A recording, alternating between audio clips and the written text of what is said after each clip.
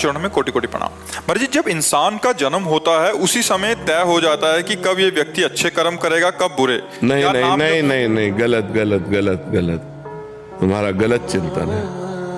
मनुष्य जब जन्म लेता है उसके पहले दो कर्मों से उसके शरीर की रचना होती है, पाप कर्म और पुण्य कर्म से।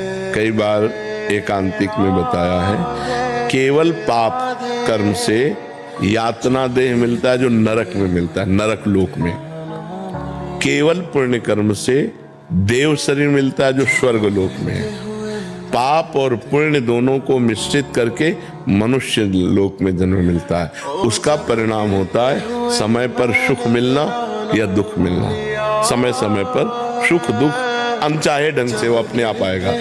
अब पाप कर्म करना और पुण्य कर्म करना, इसकी छूट है तुम्हारे ऊपर। अब तुम प्रारब्ध से प्रेरित होकर पाप कर्म नहीं करोगे, वासना से प्रेरित होकर पाप कर्म करोगे। अब चाहे उपासना कर लो चाहे वासना से प्रेरित होकर पाप कर्म कर लो, ये तुम्हारे को छूट दी गई है। लेकिन इस शरीर की रचना दो कर्मों से हुई है, उसका भोग पूरे जीवन भोगना पड़ेगा। जैसे हम उपासना कर रहे हैं लेकिन हमारा कोई कर्म बिगड़ा रहा तो दोनों किडनी फेल है। तो अब ये शरीर का कर्म है। पूर्व जन्म के शरीर में जो हमने पाप कर्म किए उससे इस शरीर का निर्माण हुआ, और इस शरीर के माता के गर्भ से ही किडनी में दोष था, वो जो पॉलिसिस्ट किडनी कहते वो वैसे। तो समझ पा रहे हैं आप ना, हमें कर्म करने के लिए स्वतंत्रता है। हम पाप कर्म कर सकते हैं या पुण्य कर्म कर सकते हैं। वो प्रारब्ध से नहीं प्रेरित है, वो पहले से निश्चय नहीं है। पहले से निश्चय सुख और दुख, पाप का फल दुख और पुण्य का फल सुख।